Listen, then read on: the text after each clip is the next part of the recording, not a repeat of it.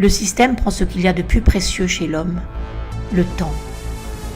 Le système dans lequel nous vivons n'a pas besoin d'emprisonner physiquement les êtres humains. Il n'a pas besoin de chaînes visibles, ni de barreaux. Il a simplement compris une chose essentielle. Ce qui constitue la véritable richesse d'un être humain, c'est son temps. Parce que là où va le temps, va l'attention. Et là où va l'attention, va l'énergie. Et ce que l'on nourrit avec son énergie, c'est ce que l'on fait grandir dans sa vie.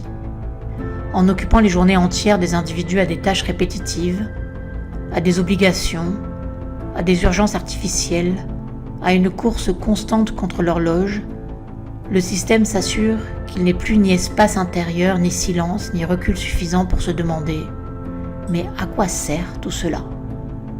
Il transforme des vies entières en suites de créneaux. Il transforme les corps en rouages et il appelle cela la vie active. Comme si une vie n'était digne que lorsqu'elle produit, court, remplit, consomme. Et parce qu'il sait que cette cadence finit par épuiser, il offre en retour de minuscules compensations, parfaitement calibrées, pour empêcher une prise de conscience plus vaste. 2 jours par semaine qu'on nomme week-end, quelques semaines par an appelées vacances, quelques heures d'évasion autorisées sous forme de divertissement, de consommation ou de plaisir immédiat. Mais ces espaces-là ne sont pas conçus pour régénérer l'âme. Ils sont conçus pour maintenir l'illusion de liberté, pour que l'individu vidé de lui-même ne remette pas en cause le cycle. Au lieu d'un véritable repos, on offre du bruit. Au lieu d'un silence habité, on offre du spectacle. Au lieu d'une reconnexion à soi, on offre une fuite organisée, formatée, accessible, ludique, mais vide de sens. Et pendant ce temps-là, l'essentiel s'échappe. L'être humain sent que quelque chose lui manque. Il le pressent confusément. Il cherche à remplir ce vide, mais les solutions qu'on lui propose ne font que l'éloigner davantage de lui-même. Ce n'est pas d'un nouveau loisir dont il a besoin.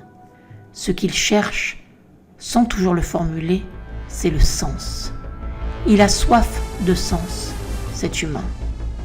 Il cherche ce fil profond entre ce qu'il vit et ce qu'il est, ce lien direct entre sa respiration et ce pourquoi il est là, sur Terre. Mais pour entendre cela, pour ressentir cela, il faudrait du silence, du vide, de l'espace. Il faudrait du temps qui ne soit pas colonisé. Et c'est précisément ce que le système ne peut pas permettre. Car un être qui récupère son temps récupère son axe, son pouvoir, sa puissance. Et un être qui retrouve son axe n'est alors plus manipulable. Le véritable enjeu aujourd'hui n'est donc pas simplement économique, il est existentiel. Car ceux qui reprennent possession de leur temps reprennent possession de leur énergie. Et ceux qui reprennent possession de leur énergie retrouvent le pouvoir de créer leur vie au lieu de simplement l'occuper.